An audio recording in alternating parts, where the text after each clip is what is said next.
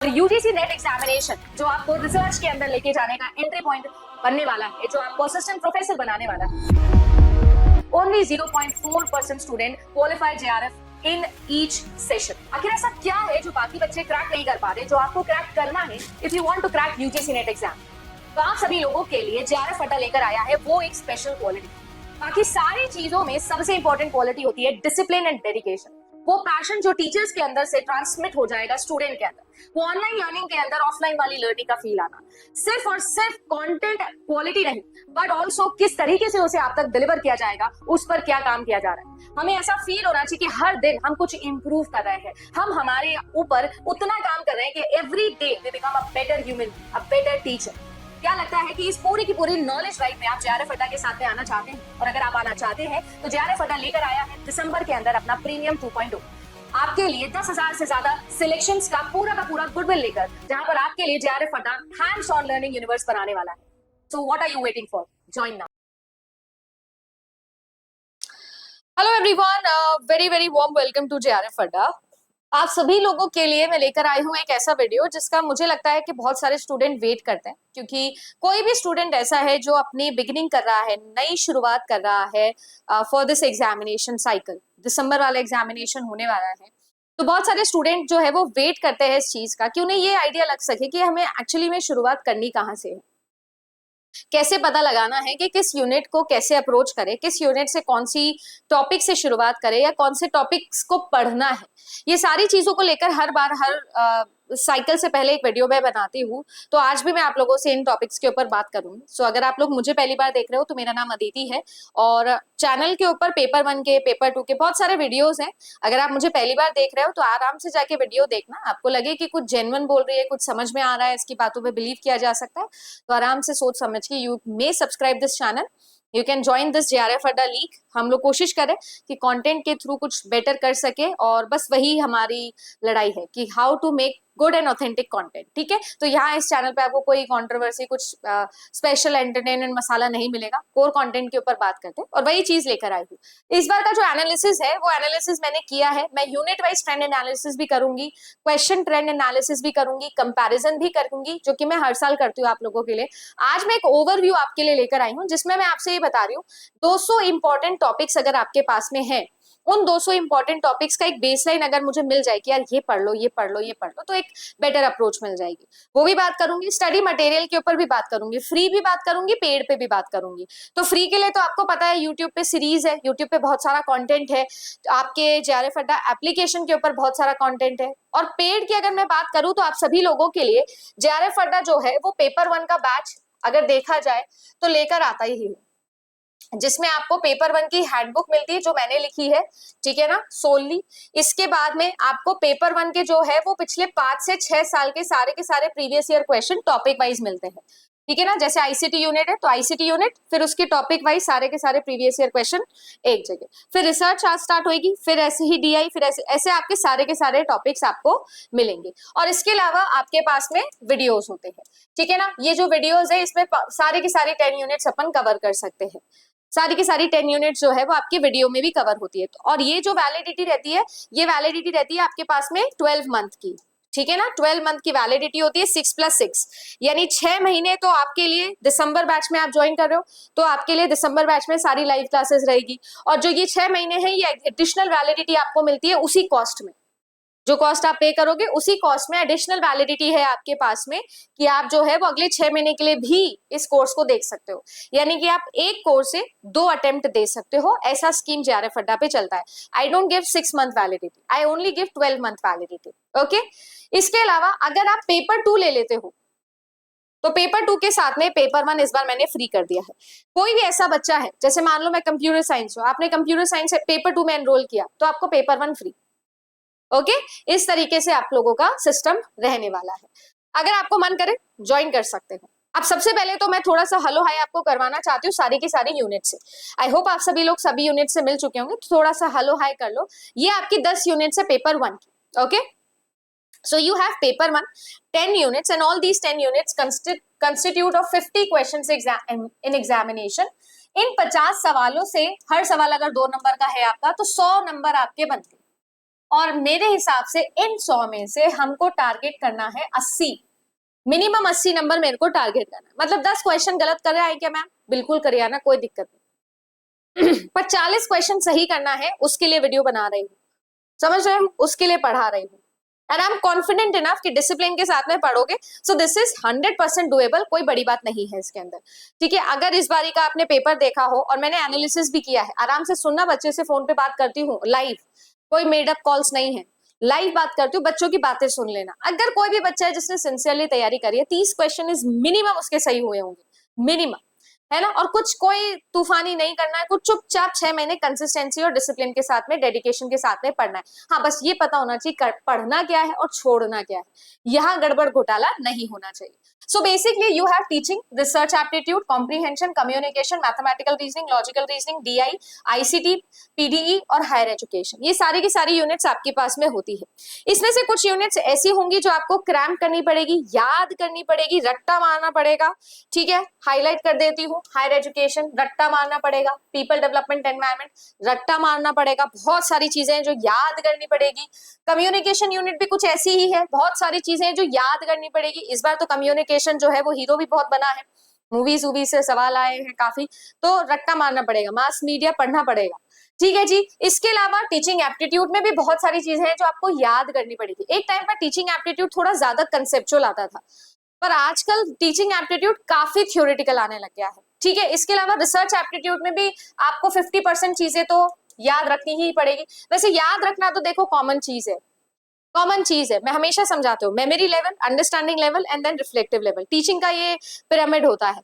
तो memory level तो सब में जरूरी है, हर एक यूनिट में थोड़ी चीजें आपको याद करनी पड़ेगी, नहीं तो आपको चीजें समझ ही नहीं आएंगी। जब आपको यही नहीं पता कि अप्लाइड रिसर्च क्या होती है, उसके कॉन्सेप्ट समझोगे तो तब ना, जब उसका बेसलाइन होगा। अप्लाइड रिसर्च क्या है, प्योर रिसर्च क्या है, एक्सपेरिमेंटल रिसर्च में बेसिक चीजें क्या होती है, तब तो फिर आप एप्लीकेशन पर आओगे। पहले मेमोरी लेवल में थोड़ा थोड़ा तो देखो हर यूनिट में याद करना पड़ता है, but higher education, people development environment, communication, कुछ ऐसी यूनिट्स है जिनमें तो रट्टा ही रट्टा है। कुछ ऐसी यूनिट्स है जिसमें कोर बिल्कुल प्रैक्टिकल चलेगा, mathematical reasoning, logical reasoning, data interpretation practical चलेगा। लॉजिकल रीजनिंग में भी जो है वो इंडियन लॉजिक वाला पार्ट थोड़ा सा याद करने वाला है, बट बाकी मेजर चीजें प्रैक्टिकल है, एग्जाम्पल्स के थ्रू ही याद हो पाएंगे, अदरवाइज तो आप अप्लाई नहीं कर पाओगे अगर सोच रहे हो कि रट्टा मार के काम चल जाएगा तो। अगर मैं बोलूं कि यहाँ पर एक ऐसी यूनिट है जो गेम बनाएगी, तो मैं एक नहीं दो बोल सकते हो। गेम बनाने में डीआई का और आरसी का बड़ा इंपॉर्टेंट हाथ होगा। डीआई और आरसी 5-5 क्वेश्चन फिक्स है, 20 नंबर पक्के हैं। अब ये जो है ये कॉम्प्लिकेटेड है, क्यों? प्रैक्टिस करते नहीं है, बाकी सब यूनिट्स टाइम पास करवा देती है हमारा, हम प्रैक्टिस नहीं कर पाते। तो from the very first day अगर आप चाहते हो कि आपके अच्छे स्कोर बने, तो मेरे हिसाब से डेटा इंटरप्रिटेशन और कम्युनिकेशन पर आपको काम करना चाहिए। रोज का एटलीस्ट एक डीआई एक आरसी स्क्रीन पर सॉल्व करने की आदत, अदरवाइज मुझे लगता है लास्ट टाइम में घिचपिच हो जाएगा। इसके अलावा अगर एक और यूनिट है जो आपके बहुत काम की है, वो है मैथमेटिकल रीजनिंग। अक्सर बच्चे इसको इतना भाव नहीं देते, बट ये यूनिट बहुत इंपॉर्टेंट है, काम आपके आएगी ये। बाकी logical reasoning, reading comprehension, ICT, ये यूनिट मैं आपको पढ़ाती हूँ, है ना। ये हो गया, बाकी सारी भी हो गई, सबके अपने अपने फायदे हैं, बट यस कुछ यूनिट्स ऐसी हैं जो बहुत फायदेमंद होती है। बट आज मेरा मोटिव ये था, जो मैंने अभी ऑफलाइन स्टूडेंट्स को भी, जो ऑफलाइन बैच है उसमें भी मैंने सब बच्चों को समझाया था, सबसे इंपॉर्टेंट चीज है to choose not what to study, to choose what not to study. जो नहीं पढ़ना है वो चूज करना सबसे ज्यादा जरूरी, कि यार ये चीज छोड़ दो। क्योंकि एक पारीटो रूल है जो मैं आपको सॉफ्टवेयर इंजीनियरिंग में भी पढ़ाती हूँ।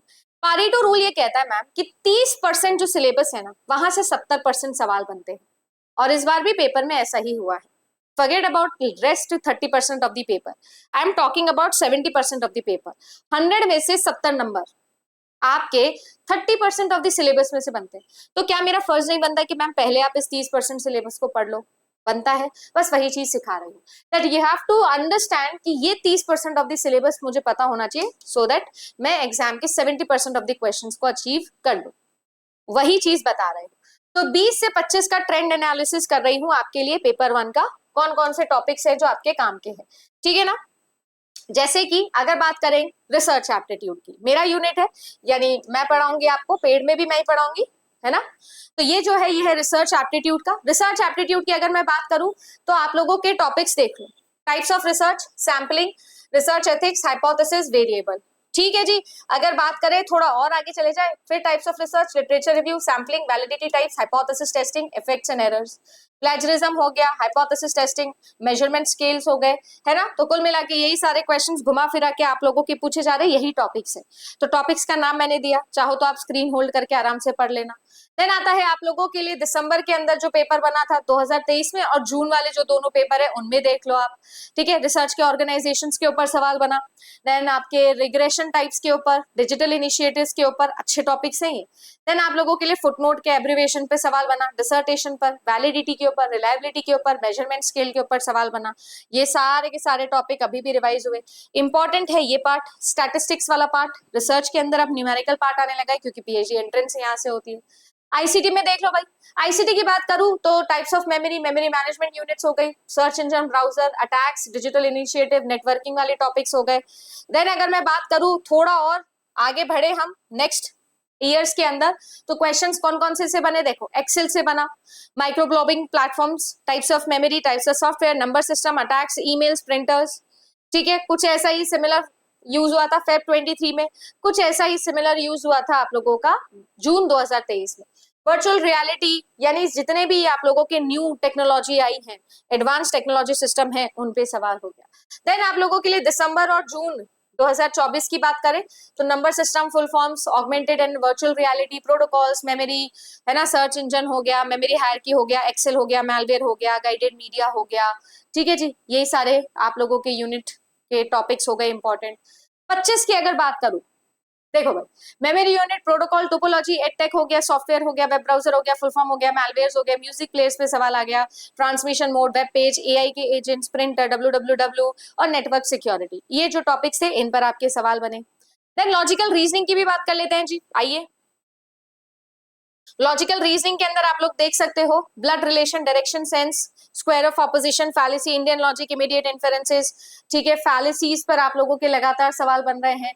20 में पजल और सिटिंग अरेंजमेंट जैसे क्वेश्चंस भी आए थे, क्लॉक जैसे सवाल भी पूछे गए थे। पर अगर आप देखो अभी रीसेंट एग्जाम के अंदर, तो रीसेंट एग्जाम में square of opposition, logical equivalent, दोनों के इंटीग्रेटेड सवाल आ रहे हैं। डेफिनेशन, आर्ग्यूमेंट्स हो गया, हित अभ्यास हो गया, Indian logic, informal fallacy, moods and figure, syllogism. ठीक है, logical reasoning is that one unit जिसको मैं बोलूंगी कि थोड़ा और भाव देने की जरूरत है, क्योंकि यहाँ पर अंडरस्टैंडिंग लेवल नेक्स्ट लेवल चलेगा।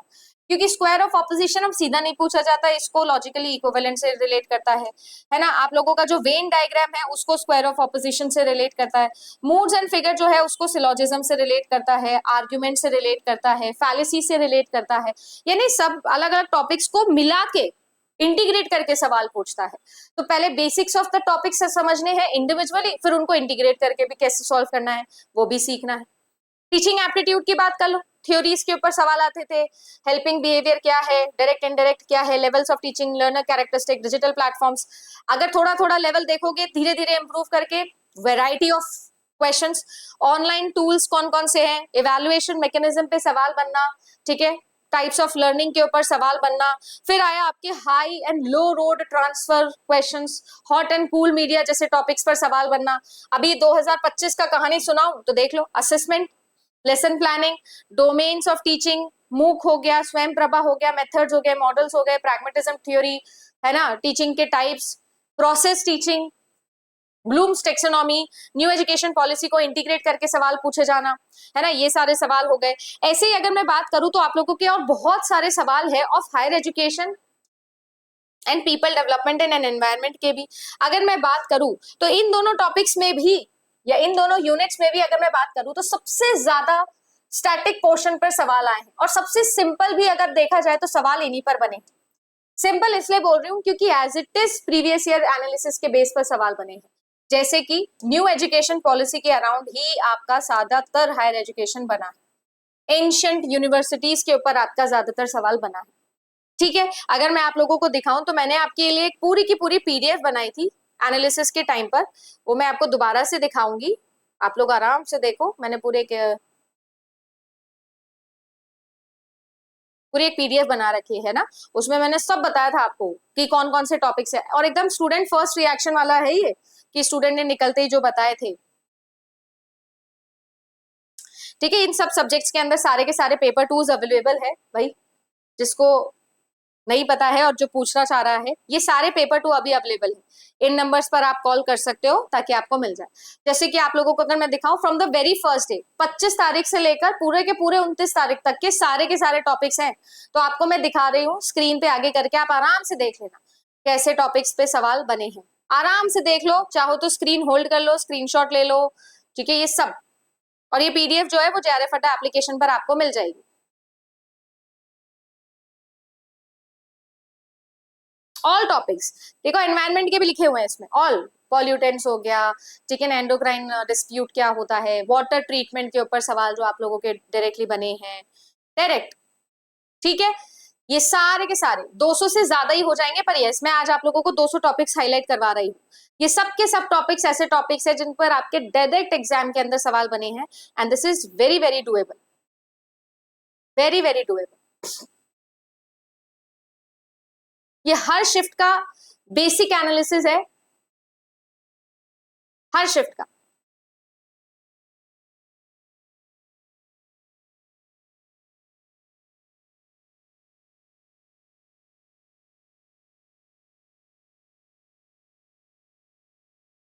मैंने हर दिन आपके लिए ऑलमोस्ट 50 टॉपिक्स पर जो है वो सवाल लिखे थे, ऑलमोस्ट, क्योंकि कोई ना कोई बच्चा होता था तो मैं उससे पूछ के सारे टॉपिक्स लिखती थी। अब पूरी की पूरी कहानी का मोटिव ये है मेरा कि अगर मुझे पहले, सबसे पहले स्टेप नंबर 1, मेरा जो प्लान होना चाहिए वो होना चाहिए, सबसे पहले तो आई हैव दिस टारगेट कि मुझे 80 नंबर लाने हैं 100 में, और उसके लिए मुझे 40 क्वेश्चन करने हैं, जिसमें मैं आपको बोलूंगी कि डीआई और आरसी ये आपके ऐसे होने चाहिए बेस्टेस्ट फ्रेंड। इसमें भी आपको एवरेज वाला टॉपिक, इसमें भी आप सभी लोगों को जो है वो परसेंटेज वाला टॉपिक, ठीक है ना, आपका रेशो वाला टॉपिक, ये ऐसे टॉपिक्स हैं जो एकदम टिप्स पे होने चाहिए, इनके बेसिक्स एकदम आप लोगों के क्लियर होने चाहिए। फिर रीडिंग कॉम्प्रिहेंशन की मैं बात करूं तो जो सीयूईटी के पेपर्स होते हैं ना, सीयूईटी के जो आप लोगों के प्रीवियस ईयर पेपर है उनमें से आरसीज उठाओ और उनको प्रैक्टिस करना स्टार्ट करो। डेली का एक आरसी और एक डी, पहले डीआई के बेसिक्स बनाओ, मैथमेटिक्स के 3-4 यूनिट्स पढ़ो, फिर डीआई प्रैक्टिस और आरसी डेली।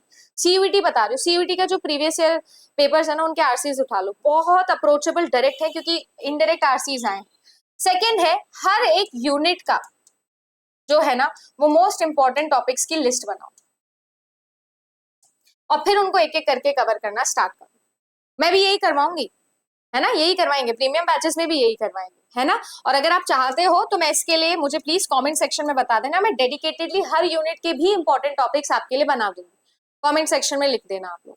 एंड देन आता है थर्ड स्टेप, एटलीस्ट 5 से 6 साल के previous year as it is solve करने हैं, एंड एटलीस्ट 3 बारी सॉल्व करने हैं नेक्स्ट 5 से 6 महीने।